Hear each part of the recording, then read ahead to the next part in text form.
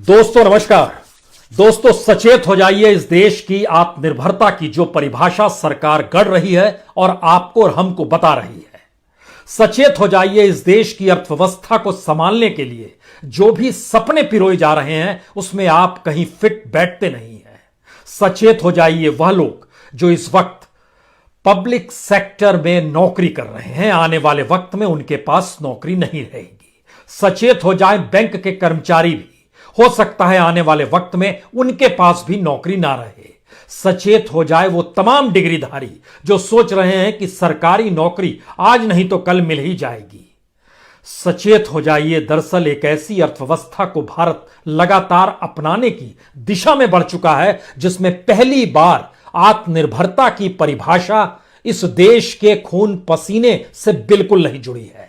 वो एक ऐसी पूंजी से जुड़ी हुई है जिसका मूल्य अंतर्राष्ट्रीय बाजार में हो सकता है खूब हो, उसकी कीमत विश्व बाजार में खूब मिल जाए और उसके जरिए भारत सरकार भी अपने खजाने को भरती चली जाए, लेकिन उसमें आप फिट कहीं नहीं बैठते हैं।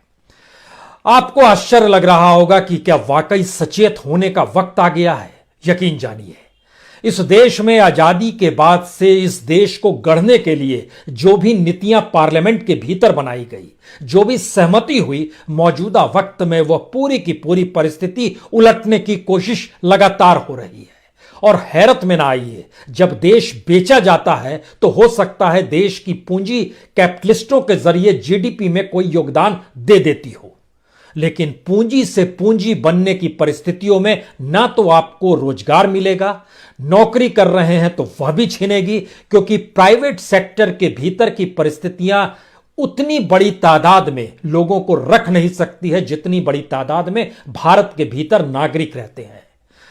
विश्व के मंच पर चाहे देश के प्रधानमंत्री बार बार इस बात का जिक्र करें या लाल किले के प्राचीर से करें कि 130 करोड़ लोगों का देश, लेकिन यकीन जानिए लोगों को लेकर कोई चिंता सरकार की पॉलिसी में है ही नहीं। आज हमें लगता है कि आपको एक ऐसे सफर पर लिए चलते हैं जिस सफर के बाद हो सकता है आप वाकई सचेत होने की दिशा में सोचना शुरू कर दें, क्योंकि लगातार जब खबरें आती हैं कि आज यह पीएसयू बेच दिया गया, आज इस इंडस्ट्री को किसी प्राइवेट सेक्टर के हवाले कर दिया गया, अब रेलगाड़ी भी चली जाएगी प्राइवेट सेक्टर में, हवाई अड्डे भी चले गए हैं, बंदरगाह भी चले जाएंगे, खनिज संसाधन भी जा रहे हैं, और एक लंबी परिस्थिति के बाद सरकार जब खुल्लम खुल्ला कहे कि हमको लगता है कि आत्मनिर्भरता का मतलब निजीकरण है, तो फिर सचेत तो आपको होना पड़ेगा। क्योंकि बीते 17 बरस का सच यह है कि इस देश के भीतर में जो भी पब्लिक सेक्टर की कंपनियों में हिस्सेदारी बेची गई या कंपनियों को निजी हाथों में सौंपा गया, तकरीबन 17 लाख से ज्यादा नौकरियां वहां से चली गई हैं। यह कौन सी परिस्थिति है। हमें लगता है कि आज वाकई आपको सफर पे लिए चलते हैं। आजादी मिली उसके बाद जवाहरलाल नेहरू इस देश के पहले प्रधानमंत्री थे। 1954 दिसंबर, उन्होंने पार्लियामेंट के भीतर देश की पॉलिसी को लेकर जो चीजें निर्धारित की, वह निर्धारित बहुत साफ तौर पर थी socialistic pattern of society, Samajwadi दृष्टिकोण था। और उसके बाद पब्लिक सेक्टर में ही ज्यादा इन्वेस्टमेंट करना ही यह सोच थी। नेहरू गए, इंदिरा गांधी आई। इंदिरा गांधी ने 1969 में पार्लियामेंट के भीतर जिन नीतियों का ऐलान किया, वह एक लिहाज से सोशलिस्ट व्यू का भी एक हार्ड चेहरा था, जिसमें नेशनलिज्म की सोच थी, राष्ट्रीयता की सोच थी, राष्ट्रवादी सोच थी, और सारी चीजों का नेशनलाइजेशन करना है। उसमें बैंक भी था, उसमें इंश्योरेंस भी था, उसमें कोल माइंस भी थे, उसमें ऑयल रिफाइनरी भी थी, उसमें स्टील, कॉपर, टेक्सटाइल सेक्टर सब कुछ था, जिसको निजी हाथों में नहीं सौंपा गया, बल्कि पब्लिक सेक्टर की जिम्मेदारी सरकार की होती है, जिसे हम आप चुनते हैं।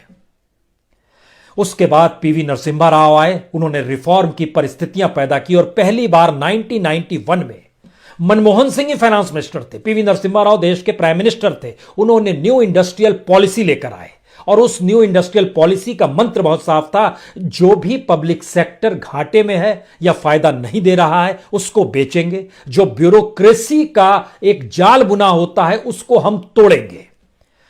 इसमें तेजी से रफ्तार अटल बिहारी वाजपेयी लेकर आए। उन्होंने अपने दौर में डिसइन्वेस्टमेंट यानी विनिवेश जो बेचने की प्रक्रिया थी उसमें एक रफ्तार ला दी। इस रफ्तार पर कोई रोक मनमोहन सिंह ने भी प्रधानमंत्री रहने के दौरान नहीं बनाई, इससे कतई इनकार नहीं है। लेकिन जैसे ही नरेंद्र मोदी देश के प्रधानमंत्री बने और इसी बरस इसी बजट के वक्त में जब इस बात का जिक्र किया गया कि हम स्ट्रेटेजिक डिसइन्वेस्टमेंट पॉलिसी बना रहे हैं और उसके भीतर का मंत्र बहुत साफ था, इस देश के भीतर में हमको पब्लिक सेक्टर नहीं चाहिए, कोई चीज नहीं चाहिए। हालांकि कुछ स्ट्रेटेजिक तरीके से जानकारी जरूर दी गई, हम इन सेक्टर को नहीं बेचेंगे, लेकिन बैंक भी बिक रहा है, इंश्योरेंस कंपनियां भी बिक रही हैं, खनिज संसाधन भी जा रहे हैं प्राइवेट सेक्टर के हाथ में, डिफेंस में भी एफडीआई आ रही है, एटॉमिक सेक्टर में अभी तक चीजें नहीं बनी हैं उस रूप में, लेकिन वो तमाम चीजें धीरे धीरे बनती चली जा रही है। और सरकार के जो आर्थिक सलाहकार जो पहले हुआ करते थे शुरुआती दौर में, उन्होंने एक आर्टिकल लिखा, अरविंद पनघड़िया उनका नाम है, उन्होंने अपने आर्टिकल में एक बात का जिक्र किया कि दरअसल यह स्ट्रेटेजिक डिसइन्वेस्टमेंट पॉलिसी तो अगर पहले की सरकारें ले आती तो मौजूदा वक्त में मोदी सरकार को किसी तरीके के एग्रीकल्चर रिफॉर्म करने की जरूरत नहीं पड़ती, बल्कि पूरा एग्रीकल्चर ही प्राइवेट सेक्टर के हाथ में दे दिया गया होता। आप कल्पना कर रहे हैं कि इस जो स्पेसिफिक डिसइन्वेस्टमेंट पॉलिसी है, इसके मतलब क्या है? इसके मतलब पर आए उससे पहले हमको लगता है जब हम इस सफर पर आपको लिए चल रहे थे तो एक चीज जहन में और बात दिमाग में रखिए, हर सरकार को पैसे की जरूरत होती है, इससे कतई इनकार नहीं है, लेकिन हर सरकार की जिम्मेदारी वहां के नागरिकों को होती है कि उनको रोजगार मिले, पढ़ने के बाद उनको सही जगह मिले, रोजी रोटी का इंतजाम हो जाए। न किसान को रोजी रोटी मिल पाए, न मजदूर को न्यूनतम वेतन मिल पाए, न डिग्रीधारी को रोजगार मिल पाए, तो फिर इस देश को संभालने वाले लोगों को हम लोग क्यों चुने और निजी हाथों में ही फिर सत्ता भी क्यों ना सौंप दी जाए कि आप ही चलाइए, जब इस देश में निजीकरण ही आत्मनिर्भरता की परिभाषा गढ़ रहा है। तो हम इन बात का जिक्र आपसे इसलिए कर रहे हैं क्योंकि जब हम एक सिलसिलेवार तरीके से स्थितियों को हर दिशा से आज समझने की कोशिश कीजिए, खास तौर से वह युवा तबका जो सोच रहा है कि उसके पास नौकरी आएगी। 2003 के बाद से 2020 इस 17 साल में 17,55,000 नौकरियां सिर्फ पीएसयू से गई है, जो पब्लिक सेक्टर के ऑर्गेनाइजेशंस थे जिनकी हिस्सेदारी बेची गई या जिनको पूरी तरीके से प्राइवेट सेक्टर में दे दिया गया। जैसे ही हमने 2003 कहा, आपके जहन में सवाल होगा, इसमें तो अटल बिहारी वाजपेयी भी आ गए, इसमें तो मनमोहन सिंह भी आ गए, इसमें तो मोदी सरकार भी आ गई। अब इसके बीच में लकीर हम खींचना शुरू करते हैं। 98 में मोदी, 98 में अटल बिहारी वाजपेयी की सरकार बनी, 2004 तक बनी। उन्होंने जो डिसइन्वेस्टमेंट किया वह तकरीबन 1,20,000 करोड़ का किया। 2,30,000 करोड़ से वो पहुंचा था 3,50,000 करोड़ तक। 2004 से लेकर 2014 तक मनमोहन सिंह की सरकार थी, इन्होंने लगभग डिसइन्वेस्टमेंट 6,40,000 करोड़ का किया 10 साल में। मोदी सरकार 2014 से 2019 सिर्फ 5 साल में इसने 6,50,000 करोड़ का डिसइन्वेस्टमेंट कर दिया। यानी रफ्तार आपके पहले राउंड में दिमाग में आ रहा होगा, तेज हो गई, नहीं बहुत तेज हो गई। मनमोहन सरकार से दुगनी है और अटल बिहारी वाजपेयी सरकार से तो कई मायने में बहुत ज्यादा, कई गुना ज्यादा है। 2003 में भारत में जो पीएसयू में नौकरी करने वाले थे, आज की तारीख में जो नौकरी पीएसयू में कर रहे हैं, हम उनकी पूरी सूची बताने वाले हैं कि कौन कौन सी इंडस्ट्री पे क्या क्या खतरे आएंगे और नौकरियां आपकी कैसे जाएंगी। 2003 में इस देश के भीतर में पीएसयू में काम करने वाले अधिकारी कर्मचारियों की संख्या थी 32,69,000 और 2020 में उनकी संख्या घटकर हो गई है 15,40,000, यानी 17,55,000 नौकरियां गायब हो गई। दूसरी बात, जिन्होंने मंडल का आंदोलन इस देश के भीतर में किया था आरक्षण को लेकर, वह भी समझ लें। जब प्राइवेट सेक्टर जब किसी कंपनी को लेता है तो वो वहां पर नई भर्तियों की प्रक्रिया शुरू करता है और उसको यह पावर होता है कि तकरीबन 50% को वह नई भर्तियां अपने तौर पर करे। नई भर्तियों में टारगेट जो होगा वह ओबीसी होगा, एससी होगा, एसटी होगा, यह पहले दिमाग में रखिए, क्योंकि आरक्षण की व्यवस्था प्राइवेट सेक्टर में कतई नहीं है। तो तकरीबन 7 लाख नई भर्तियां इस 15,14,000 में जो रोजगार फिलहाल जो कर रहे हैं वो 7 लाख नई भर्तियां इसी दौर में हुई है। प्राइवेट सेक्टर में जो चीजें चलती चली गई और ये जो 7 लाख नई भर्तियां थी, जो 17,55,000 नौकरियां गायब हो गई और उसके बाद जो नौकरियां बनी उसमें आरक्षण की कोई व्यवस्था नहीं थी। प्राइवेट सेक्टर के लिए आरक्षण कोई मैटर ही नहीं करता है। यहां पर एक सवाल और है, अगर इतनी बड़ी तादाद में नौकरियां जा रही थी, इसमें लगभग 15,14,000 में से 10,40,000 नौकरियां स्थायी है, परमानेंट नौकरी है। लेकिन गाज उन पर भी गिरेगी, क्योंकि जब वो पब्लिक सेक्टर से प्राइवेट सेक्टर में जाते हैं तो प्राइवेट सेक्टर अपने तौर पर टेक्नोलॉजी का इस्तेमाल करता है और उस स्थितियों को सफाई करना शुरू कर देता है जहां पर बड़ी तादाद में उसको लोगों को रखना पड़े, पेमेंट करना पड़े, इनसे दूर रहता है। जबकि जब आप जिस सरकार को चुनते हैं तो उस सरकार की जिम्मेदारी होती है कि वहां के नागरिकों को नौकरी दे, इस देश के प्रोडक्शन को उन नागरिकों के खून पसीने से ही डेवलप करे और इकोनॉमी को उस रूप में डेवलप करे। इसीलिए जो सोशलिस्टिक व्यू था वह जब कैपिटलिज्म में कन्वर्ट हुआ, और कैपिटलिज्म होने के बाद मौजूदा वक्त में पूरी तरीके से पूंजी पर ही ट्रांसफॉर्मेशन मोदी गवर्नमेंट में हो चला है, तो फिर कोई उम्मीद, कोई आस आपको होती हो या नहीं होती हो, क्योंकि इस सफर में अब बैंक भी बिक रहे हैं। इस सफर के भीतर में लाखों बैंक कर्मचारियों का क्या होगा, यह आप इस पूरी रिपोर्ट के बाद जरा समझिएगा। क्योंकि जैसे ही हमने आपसे जिक्र किया कि इतनी बड़ी तादाद में लोगों की नौकरियों पर खतरा मंडरा रहा है, मौजूदा वक्त में लगभग 23 पीएसयू लिस्ट में है सरकार के। इसमें एक के बाद एक सभी जगह पर कर्मचारी काम करते होंगे। जो 23 पीएसयूज है उसमें मान लीजिए project and development India limited है, लगभग 364 कर्मचारी करते हैं काम। विज and roof corporation India limited है, लगभग 1166 कर्मचारी काम करते हैं।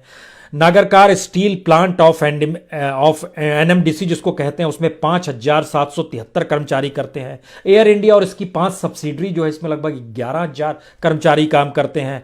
आईएमपीसीएल में मान लीजिए 126 कर्मचारी करते हैं। तो हिंदुस्तान एंटीबायोटिक लिमिटेड में लगभग 1500 कर्मचारी काम करते हैं। जो 23 पीएसयू की लिस्ट है, इसमें इस देश के भीतर में जो सरकारी सुख उपभोग कर रहे हैं कर्मचारी, उनकी संख्या लगभग 33,269 है। इसमें एक कंपनी की जानकारी नहीं मिल पाई कितने कर्मचारी काम कर रहे हैं। अलाय स्टील प्लांट दुर्गापुर, यानी 22 पीएसयूज में 33,269 कर्मचारी काम करते हैं।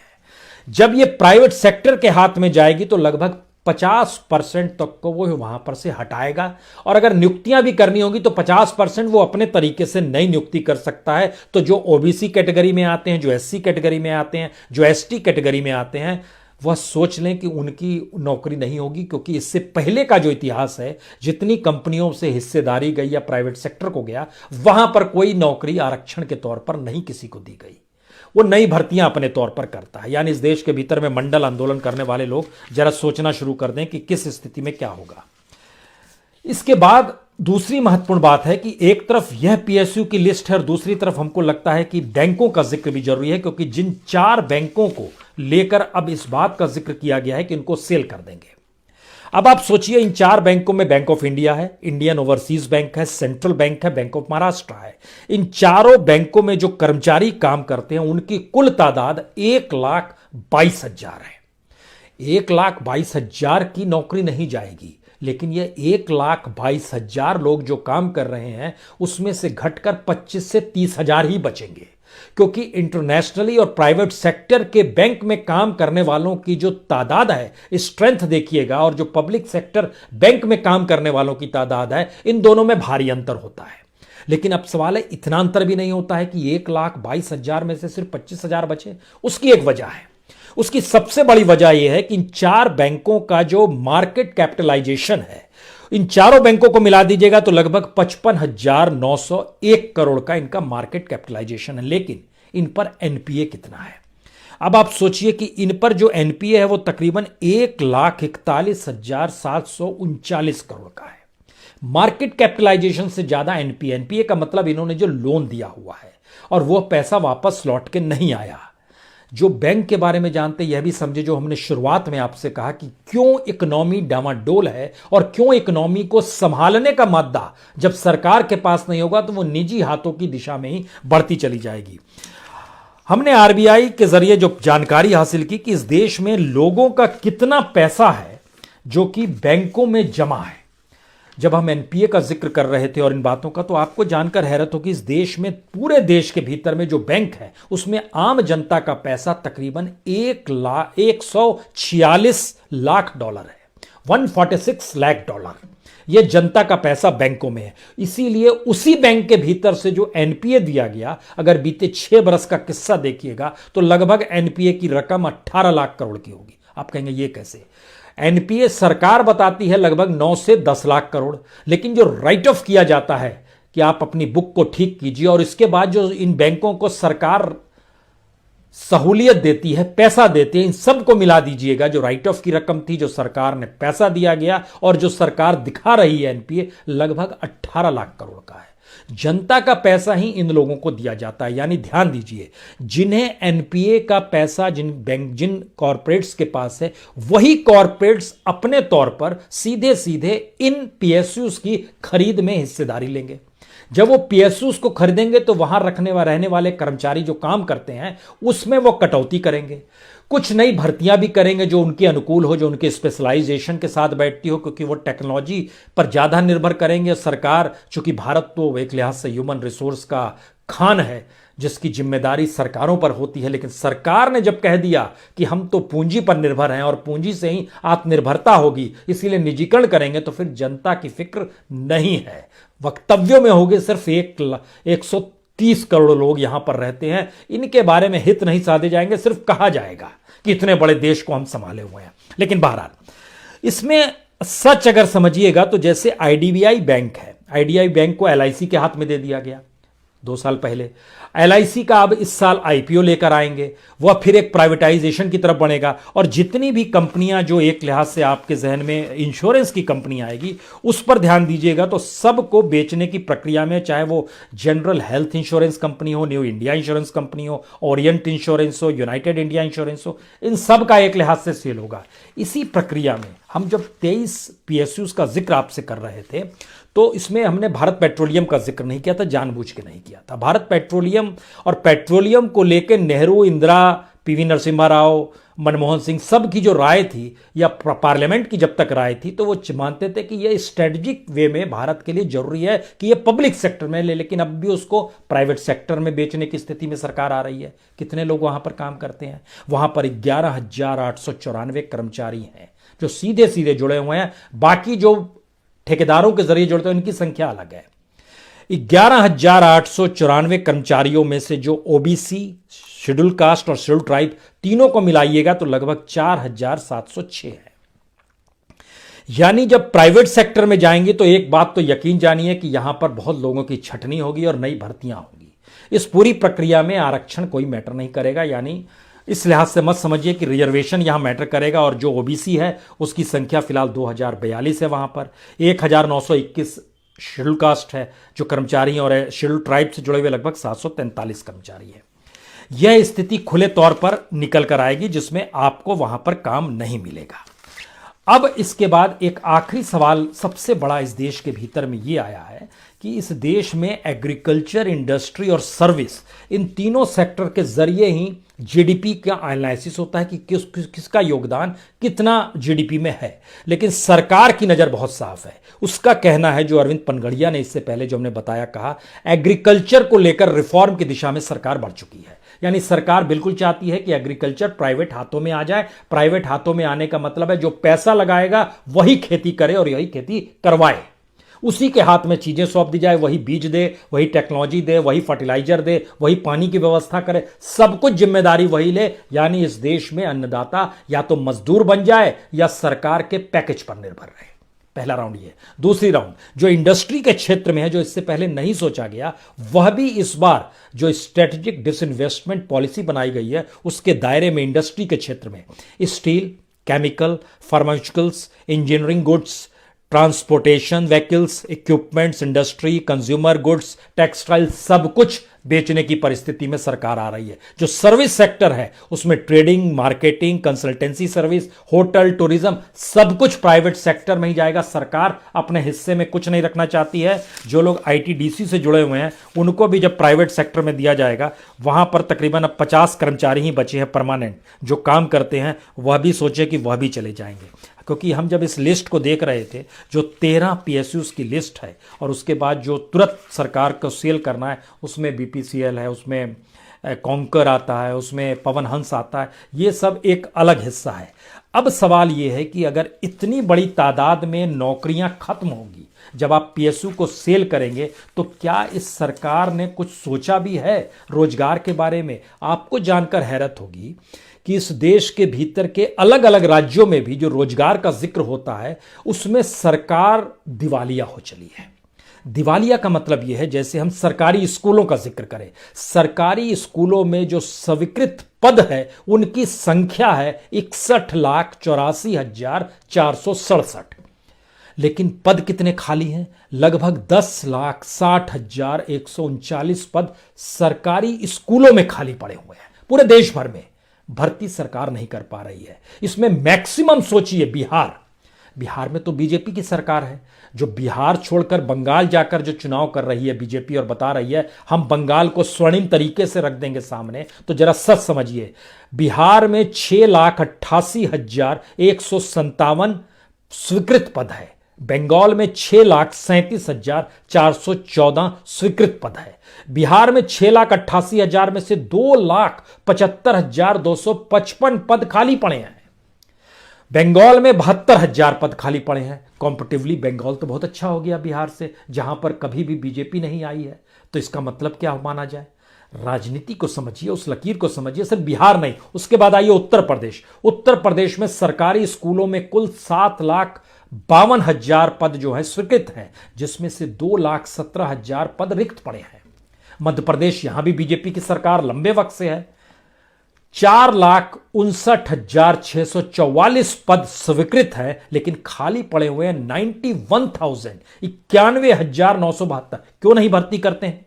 झारखंड की स्थिति देखिए, 2,38,708 पद स्वीकृत हैं, जिसमें से 95,000 पद खाली पड़े हुए हैं। क्यों नहीं यहां पर भर्तियां होती हैं? सिर्फ स्कूल नहीं, जैसे ही आप हायर एजुकेशन में आएंगे, जो लोग सोचते हैं कि हम हायर एजुकेशन में चले जाएंगे, स्कूल में नहीं कॉलेज में पढ़ाएंगे, तो सच देखिए, सेंट्रल यूनिवर्सिटी का दर्जा यूं ही नहीं दिया जाता। यूजीसी से उसका ग्रांट अन्य यूनिवर्सिटीज की तुलना में ज्यादा होता है। 50 के लगभग इस देश में सेंट्रल यूनिवर्सिटी है, लेकिन जो टीचिंग स्टाफ है वह भी जो पद रिक्त पड़े हैं उनकी संख्या 6,210 है। जो नॉन टीचिंग है वो तो बड़ी तादाद में, लगभग 12,000 से ज्यादा वहां पर पद रिक्त पड़े हुए हैं। IGNOU, Indira Gandhi national open university में भी जो टीचिंग स्टाफ है 196 पद रिक्त पड़े हुए हैं। 1,000 से ज्यादा नॉन टीचिंग रिक्त पड़े हुए हैं। और देश भर की जो यूनिवर्सिटीज फैली हुई है ना, जिसमें जिक्र होता है कि हमारे यहां तो 900 यूनिवर्सिटी खुल गई, तो वहां पर कितने पद रिक्त पड़े हुए हैं? कल्पना के परे है। 62,000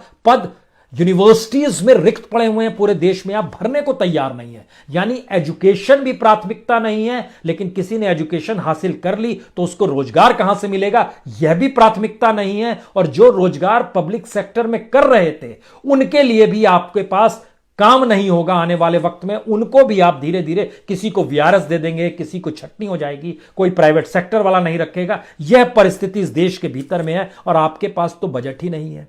एजुकेशन का बजट जो पिछले साल था वही इस साल है, जबकि पिछले साल खर्च करते करते बजट बढ़ गया था, लेकिन कोई ध्यान नहीं है इस दिशा में। यानी इस देश के भीतर में जो सोच नई डेवलप हुई है, उसमें एग्रीकल्चर के भीतर का जो आंदोलन है उसकी सच्चाई को अब इस रूप में समझिए कि अगर एग्रीकल्चर भी प्राइवेट सेक्टर के हाथ में चली गई, पैसे वालों के हाथ में चली गई, तो वह उसी चीज का उत्पादन करेंगे जो बाजार में बिकेगा।